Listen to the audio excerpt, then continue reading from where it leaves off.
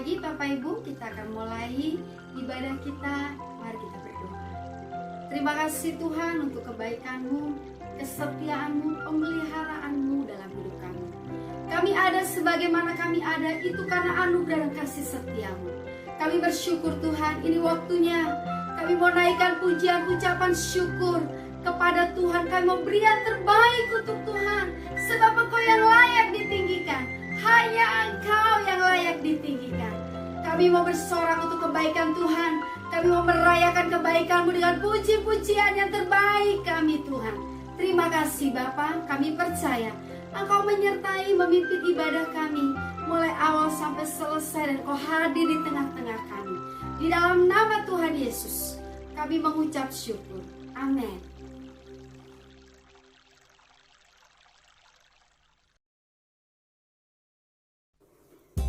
Shalom Bapak Ibu semua, Bapak Ibu saudara-saudara yang di rumah, shalom. Kita percaya bahwa Tuhan selalu menyertai kita.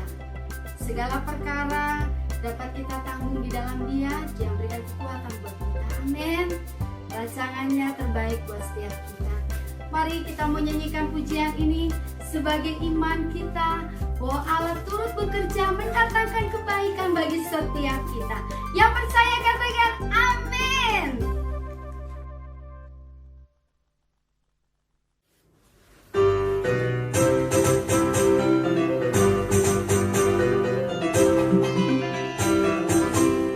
Apa yang tak pernah dilihat mata, yang tak pernah didengar telinga, yang tak pernah timbul di dalam hati, semua disediakannya bagi yang mengasihi Dia. Allah sanggup melakukan segala perkara, dulu, sekarang, dan selamanya. Kuasanya tidak berubah. Allah sanggup melakukan segala perkara, dulu, sekarang, dan selamanya. Kuasanya tak berubah.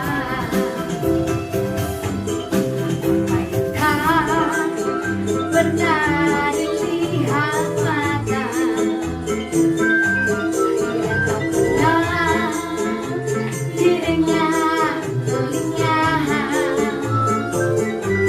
yang tak pernah timbul di dalam hati, semua disediakannya bagi yang mengasihi Dia. Allah sanggup melakukan segala perkara, dulu, sekarang, dan selamanya. Kuasanya tidak berubah.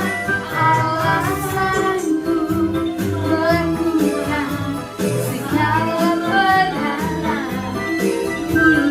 sekarang, dan selamanya. Kuasanya tak berubah. Allah sanggup melakukan segala perkara, dulu, sekarang, dan selamanya. Kuasanya tidak berubah. Allah sanggup melakukan segala perkara, dulu, sekarang, dan selamanya. Kuasanya tak berubah. Allah sanggup melakukan segala perkara, dulu, sekarang, dan selamanya. Kuasanya tidak berubah. Allah sanggup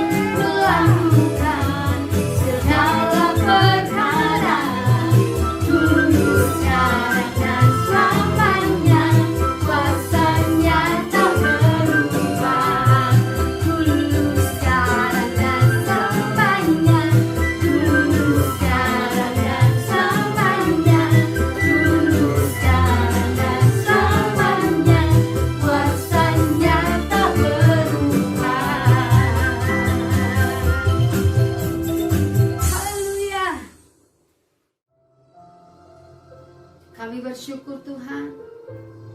Rancangan-Mu selalu ajaib bagi kami. Ajaib apa yang Kau buat dalam hidup kami. Rancangan-Mu selalu mendatangkan kebaikan bagi kami. Mendatangkan masa depan yang penuh harapan. Oleh sebab itu kami mau bersyukur kepadamu.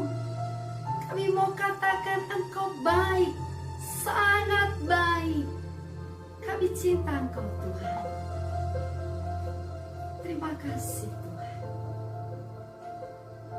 Terima kasih. Syukur. Dengan apapun membalas kasih yang kuterima darimu.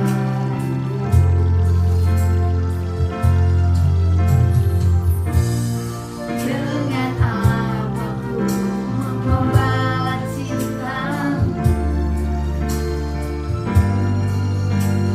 Oh Yesusku,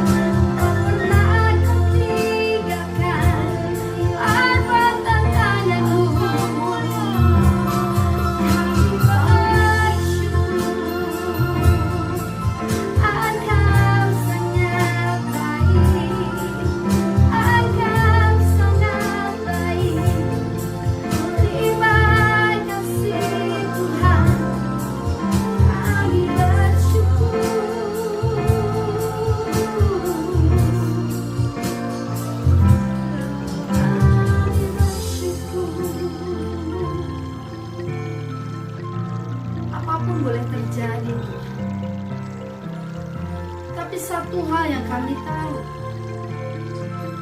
Engkau selalu menyertai kami. Engkau tidak pernah meninggalkan kami sedetik pun.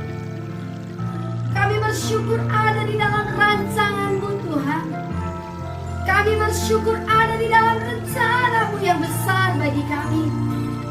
Terima kasih Tuhan. Terima kasih. Biarkan hidup kami semakin hari mencintai Engkau. Kami semakin bertumbuh di dalam Engkau. Kami semakin melihat rancangan-Mu begitu sempurna di dalam hidup kami.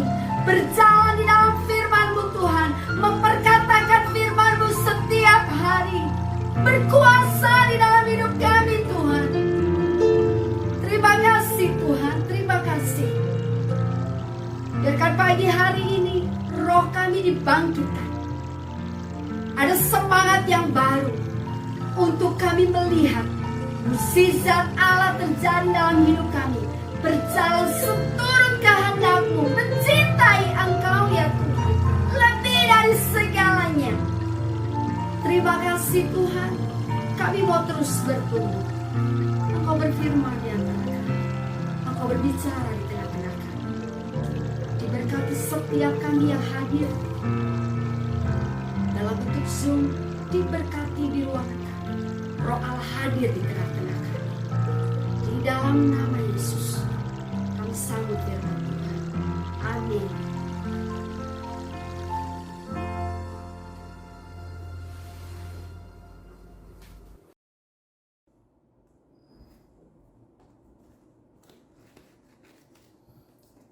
Shalom, selamat pagi semuanya. Bagaimana kabarnya? Luar biasa, amin.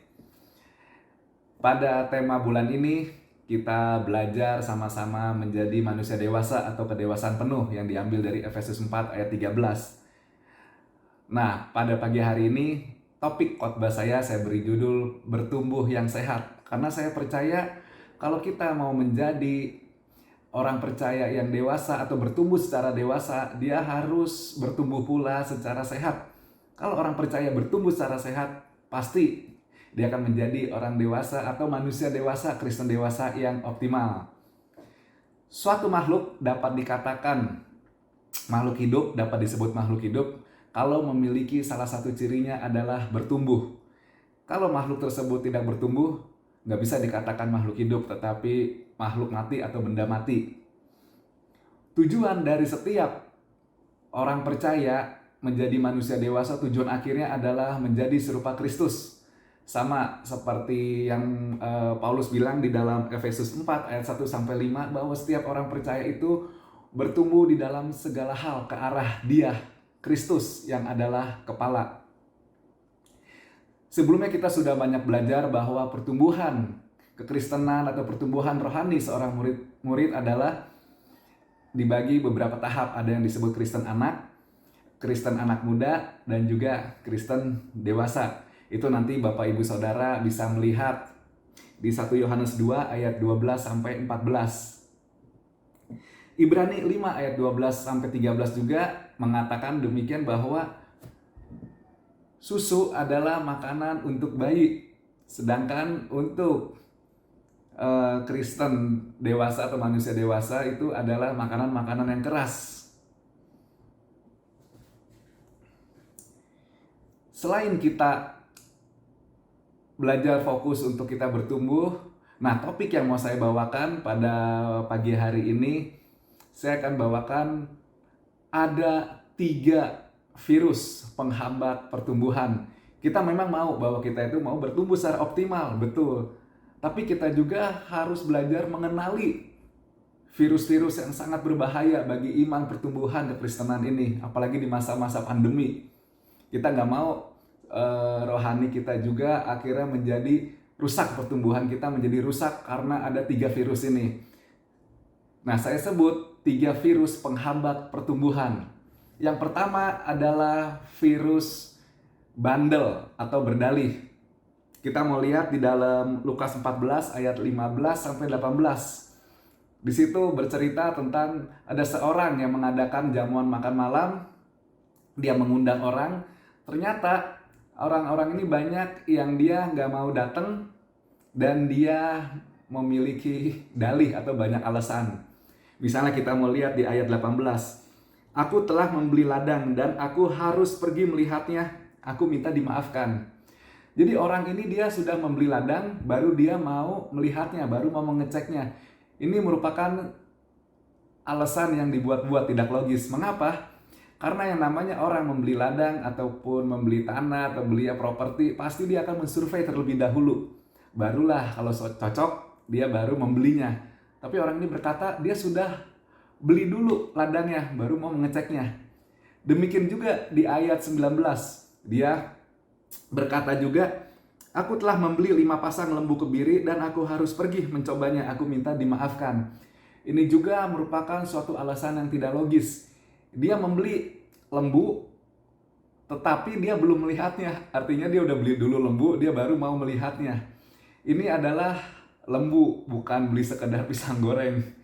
Kalau kita mau beli ayam di pasar aja, kita tentu harus mengecek apakah ayam itu segar, fresh. Kalau oke kan baru kita beli. Ngecek dulu baru kita beli. Tetapi orang ini juga sama, memakai alasan. Dia sudah beli lembu, baru dia mau mengeceknya. Jadi virus yang pertama ini adalah virus bandel. Artinya banyak orang-orang percaya ini kadang memiliki virus bandel atau banyak dalih, banyak alasan. Virus yang kedua itu adalah, saya sebut virus yang kedua adalah virus budak.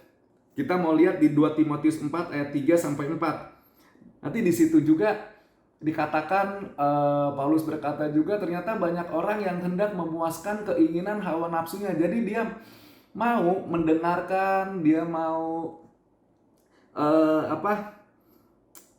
belajar sesuatu bahkan firman Tuhan, tapi hanya untuk memuaskan keinginan yang sesuai dengan kehendaknya. Dengan kata lain begini, virus budak ini menyerang hati kita dan juga telinga kita. Jadi kita membudekkan hati kita, membudekkan telinga kita, seolah kita nggak mau mendengar apa kata firman Tuhan. Kita nggak mau menerima nasihat-nasihat dari firman Tuhan.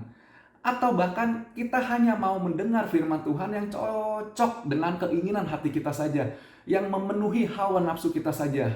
Misalnya, kita mau hanya mendengar firman Tuhan, bahwa firman Tuhan itu berkata, ikut Tuhan itu hidupnya diberkati. Betul, amin. Ikut Tuhan itu hidupnya penuh damai sejahtera, penuh sukacita. Hidupnya akan penyertaan Tuhan itu menyertai kita selalu. Hidupnya penuh dengan berkat. Betul, itu tidak salah.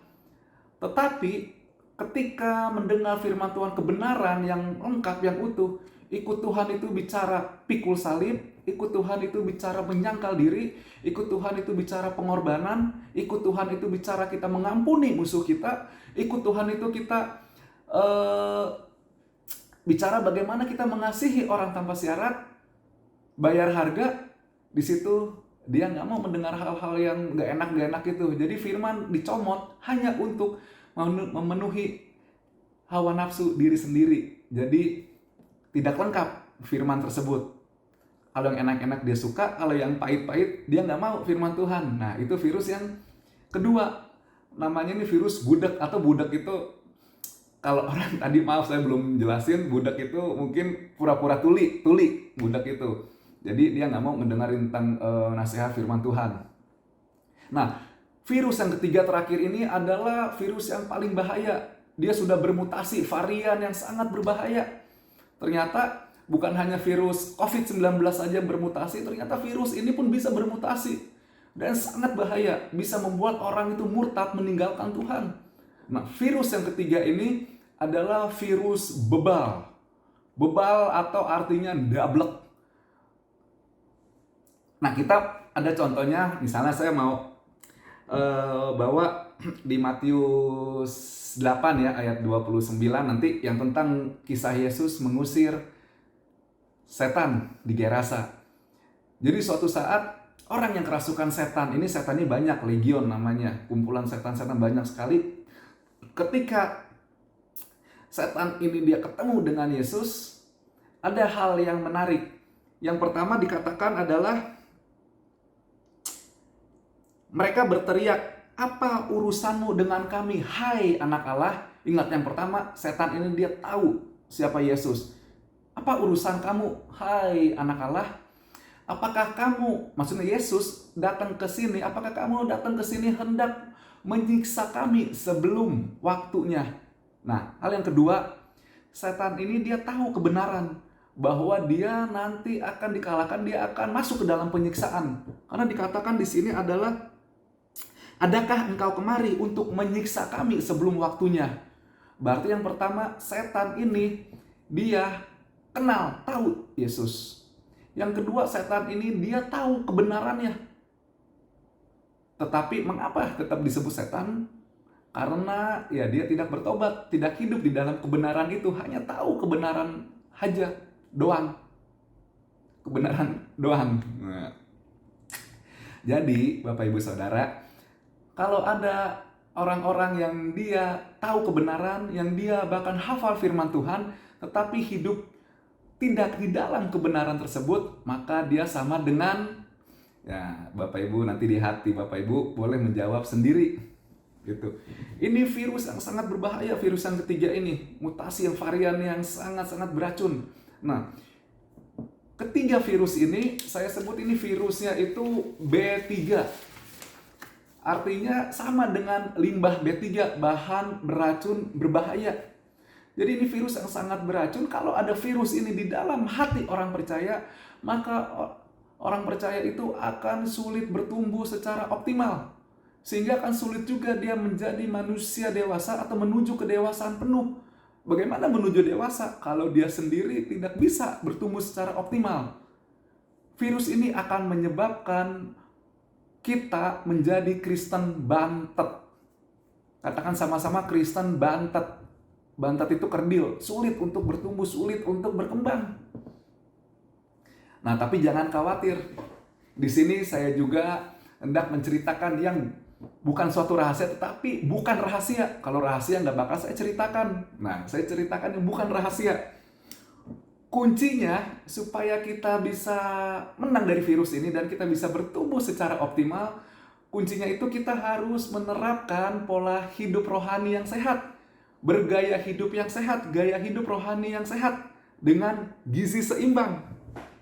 Jadi ternyata bukan hanya secara jasmani saja kita menerapkan pola hidup yang sehat. Ternyata manusia rohani kita pun sangat memerlukan pola hidup yang sehat. Kalau yang sudah kita tahu, kalau kayak kita ini kan terdiri dari roh, jiwa, dan tubuh. Nah, kalau makanan tubuh tidak perlu dibahas. Bapak, Ibu, Saudara sudah mengetahui ada makanan tubuh macam-macam, yang enak-enak juga banyak. Itu enak untuk tubuh. Dan juga kebutuhan jiwa juga banyak. Mungkin hobi Saudara, kesenangan Saudara misalnya main sepeda atau jalan-jalan, refreshing, itu buat kebutuhan jiwa. Tetapi ada hal yang paling penting adalah manusia roh kita harus diberi makan dengan gizi dan sehat. Kalau manusia roh kita tidak diberi makan, maka sekali lagi yang tadi, kita akan menjadi Kristen bantet, kita nggak bakal bisa bertumbuh secara optimal. Jadi sekali lagi manusia roh kita harus kita kasih makan. Makanan roh adalah apa? Firman Tuhan. Saya percaya kalau setiap hari, setiap saat roh kita selalu diberi makan makanan yang bergizi, makanan firman Tuhan, maka kita akan menjadi kuat. Kita akan bertumbuh secara optimal untuk menuju kedewasaan penuh, serupa seperti Kristus. Amin. Yang terakhir, khotbah saya tidak lama-lama. Yang terakhir, selain kita makan makanan yang bergizi, jangan lupa kita harus minum vitamin sebagai imun booster, sebagai penguat daya tahan tubuh kita, supaya kita tidak rentan dari penyakit. Nah, vitamin ini saya sebut vitamin D3. Jadi Bapak Ibu harus ingat, di dalam kehidupan rohani kita harus ada vitamin imun booster, yaitu vitamin D3. D yang pertama adalah hidup di dalam kebenaran firman Tuhan. Di dalam kebenaran firman Tuhan, Saya percaya bahwa ada kekuatan, ada pengharapan, dan juga ada kebenaran itu sendiri, dan Bapak Ibu bisa berjumpa dengan Tuhan, memiliki hubungan yang intim dengan Tuhan. Ini saya katakan disebutnya up. Dalam kebenaran firman Tuhan, hubungan yang intim dengan Tuhan, hubungan kita dengan Bapa di sorga, itu adalah up. Kalau kita mengenal Allah dengan benar, maka kita menjadi umat yang kuat dan bertindak. Kita menjadi anak-anak Tuhan yang bertumbuh dewasa. Itu adalah imun booster kita. D yang pertama, dalam kebenaran firman Tuhan. D yang kedua adalah di dalam komunitas atau in. Setiap orang percaya harus hidup di dalam komunitas. Di dalam komunitas ini, orang-orang percaya akan praktek prinsip saling, akan praktek kasih. Di dalam komunitas, orang-orang percaya akan belajar untuk saling mengasihi, saling menguatkan, saling membangun, dan bahkan saling mengampuni, saling mengasah, saling mengajar, saling memuridkan. Disitulah kasih itu bisa kita praktekkan. Seperti yang kayak di Leo katakan, komunitas yang terikat oleh janji. Disitulah setiap orang percaya harus hidup dalam komunitas atau in. Gak bisa orang percaya itu one man show menjadi Superman. Gak bisa. Harus ada tim. D yang ketiga adalah diutus atau out, keluar. Setiap orang-orang percaya, murid Kristus, dia harus diutus untuk mengabarkan Injil Kerajaan Allah, untuk bisa memenangkan jiwa. Kalau tidak memenangkan jiwa atau tidak diutus atau dia merasa dalam zona nyaman, maka kita juga pasti akan kehilangan, mula akan kehilangan api. Imun booster kita akan menurun. Kita akan gampang lemah, sakit secara rohani. Oleh sebab itu, vitamin D3 ini tidak kalah pentingnya dengan makanan rohani yang sudah kita makan. Vitamin D3, sekali lagi, up, in, out. Dalam kebenaran firman Tuhan, di dalam komunitas, dan yang terakhir, diutus. Kesimpulannya, setiap orang percaya yang menerapkan pola hidup yang sehat dengan gizi seimbang, gizi yang sehat, dia akan bertumbuh secara sehat. Kalau dia bertumbuh secara sehat, maka dia bisa optimal menuju orang-orang percaya atau murid yang dewasa. Tuhan Yesus memberkati.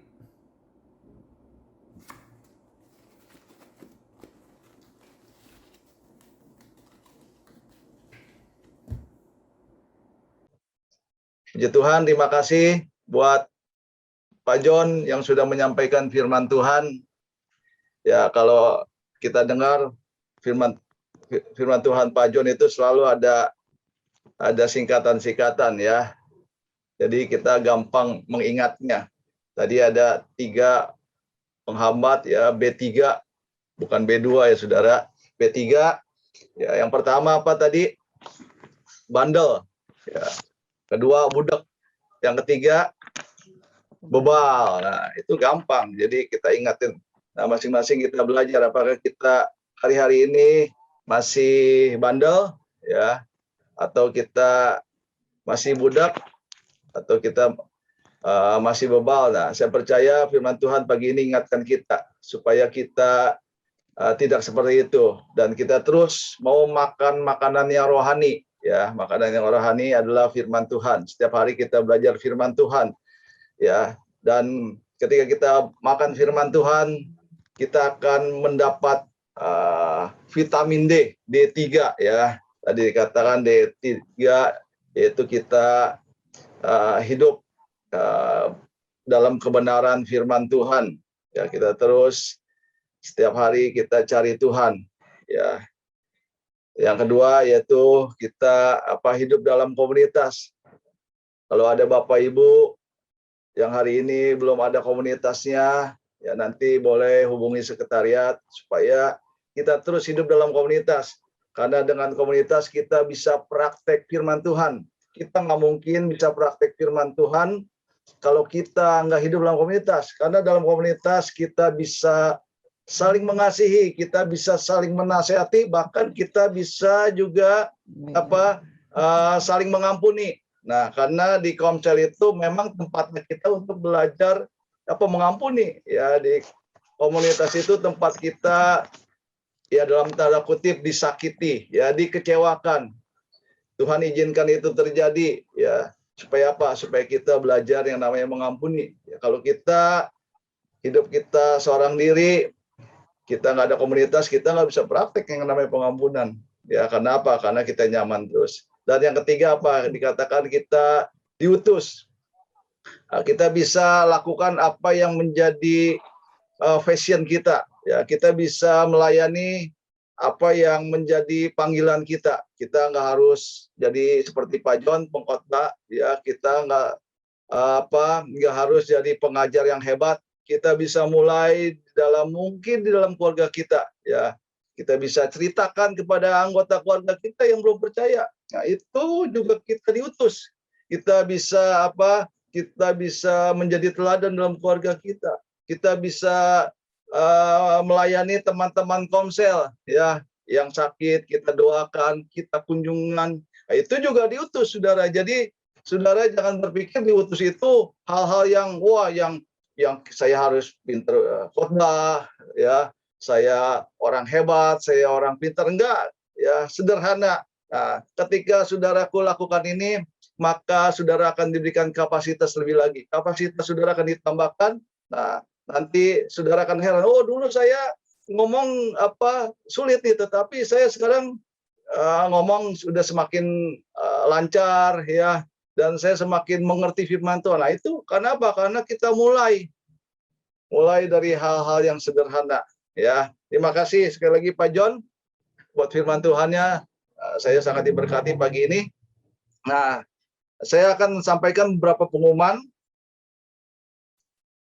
Ya, pengumuman yang pertama adalah hari ini pukul 6 sore, jangan lupa buat Bapak Ibu Saudara tim PKS, pengawas area, dan pengerja yang lain yang melayani di gereja.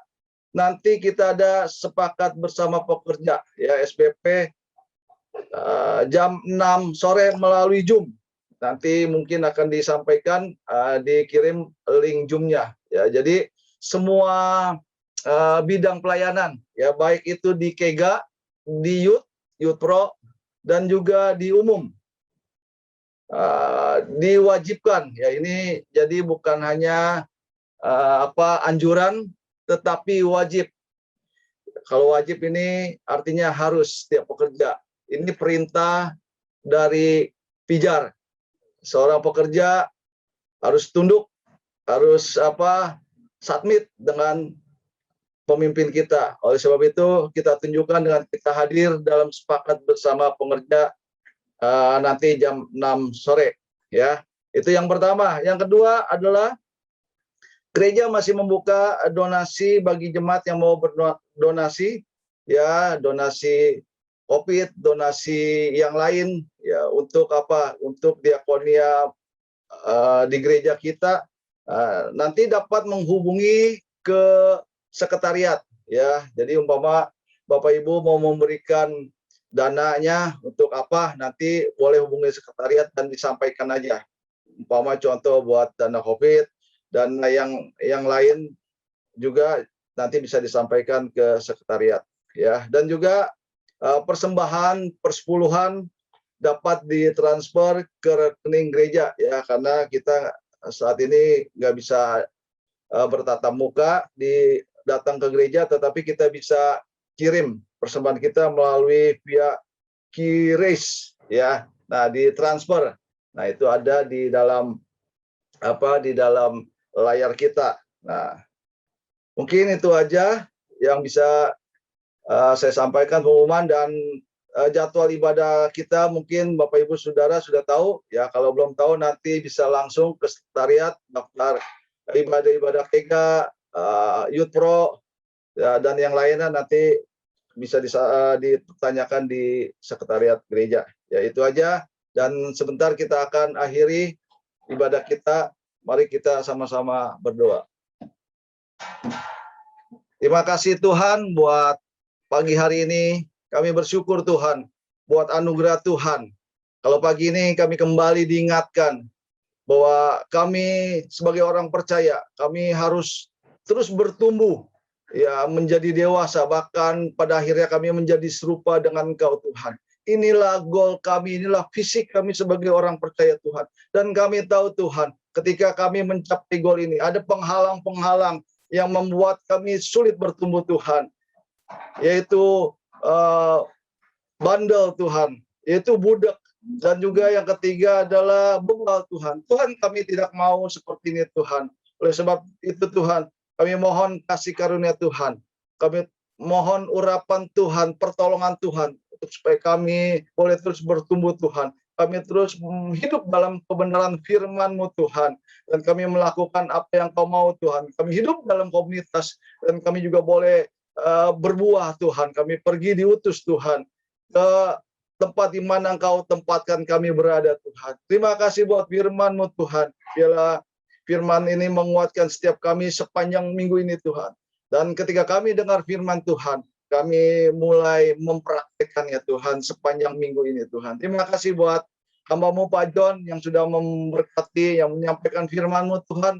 Dan Engkau memberkati terus lagi, tambahkan terus hikmat yang daripada-Mu Tuhan, sehingga dimanapun Pak John berada, dia boleh menjadi berkat buat keluarganya, buat Komsel, buat pekerjaan di mana dia bekerja, dimanapun dia juga berada Tuhan, sehingga nama Tuhan dipermuliakan. Berkati istri dan anaknya, terus juga mereka hidup dalam kasih karunia-Mu Tuhan. Terima kasih Tuhan buat setiap kami, jemaat-Mu yang pagi hari ini sudah ambil bagian. Kami beribadah Tuhan. Tuhan, ini wujud bukti kami mengasihi Tuhan. Ini wujud bukti kami mau terus belajar menjadi dewasa Tuhan. Oleh sebab itu Tuhan, Engkau memberkati jemaat-Mu Tuhan yang sudah ambil bagian mengikuti ibadah melalui Zoom ini Tuhan. Kami tahu Tuhan, banyak kelemahan, kekurangan di dalam penyelenggaraan melalui Zoom ini Tuhan. Tetapi kami percaya Tuhan, ada kasih karunia Tuhan, ada pertolongan Tuhan melalui Roh Kudus-Mu, sehingga memberikan hikmat, pengertian, kekuatan, sehingga jemaat-Mu Tuhan boleh mengerti, bahkan boleh bertumbuh Tuhan. Terima kasih Tuhan, berkati jemaat-Mu sepanjang minggu ini Tuhan. Biar apa yang dilakukan ya Tuhan, Tuhan membuatnya menjadi berhasil Tuhan. Tuhan membuatnya mereka semakin bertumbuh menjadi serupa dengan Engkau Tuhan. Setiap tantangan, setiap masalah, setiap sakit penyakit yang dihadapi oleh jemaat-Mu Tuhan, kami tahu Tuhan, Engkau sedang memproses sehingga mereka boleh terus bertumbuh menjadi dewasa Tuhan. Biar setiap kejadian-kejadian yang terjadi Tuhan, itu membuat mereka semakin mengasihi Tuhan, membuat mereka semakin setia kepada Engkau Tuhan. Dan kami percaya Tuhan, Tuhan sendiri akan menyembuhkan, Tuhan sendiri akan membukakan jalan, memulihkan setiap keadaan-keadaan yang tidak baik sekalipun Tuhan. Terima kasih Tuhan. Berdoa buat jemaat-Mu yang mungkin belum bisa join beribadah bersama kami. Tuhan, Engkau melawat mereka Tuhan. Kalau mereka mungkin tidak ada kuota ataupun jaringan kurang baik, Tuhan kami berdoa Tuhan. Ketika nanti link YouTube diberikan, mereka juga boleh mendengarkan, mereka boleh beribadah juga Tuhan. Dan Tuhan juga memberikan kasih karunia kepada mereka Tuhan. Berkati mereka juga sepanjang minggu ini Tuhan. Terima kasih Tuhan. Dan sebentar Tuhan, kami akan berpisah satu dengan yang lain. Sebelum kami berpisah Tuhan, kami mau arahkan hati kami kepada Engkau Tuhan. Mari saudaraku, kita angkat dua tangan kita terima berkat daripada Tuhan. Terimalah berkat daripada Allah Bapa, cinta kasih daripada Tuhan kita Yesus Kristus, dan persekutuan yang indah bersama Roh Kudus, memberkati kita saat ini bahkan sampai selama-lamanya. Setiap kita yang sudah diberkati Tuhan, kita katakan, amin. Ya, selamat hari Minggu, saudaraku. Tuhan Yesus berkati kita semua. Selamat hari Minggu. Selamat hari Minggu. Terima kasih Pak John, Pak Denny. Terima kasih Pak. Terima kasih buat Terima teman-teman kasih untuk firman-Nya.